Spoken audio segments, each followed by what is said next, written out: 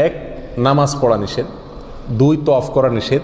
3, মসজিদে অবস্থান করা নিষেধ। 4, কোরআন স্পর্শ করা নিষেধ। 5, কোরআন পড়া নিষেধ। এই 5টি কাজ ছাড়া আর কোনো কাজ কিনা নিষেধ না।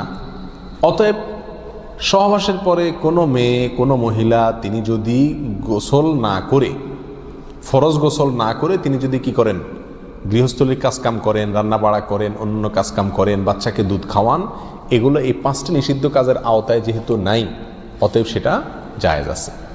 আমাদের দেশে যত কঠোরতা সব মেয়েদের উপরে, ছেলেদের উপরে নাই।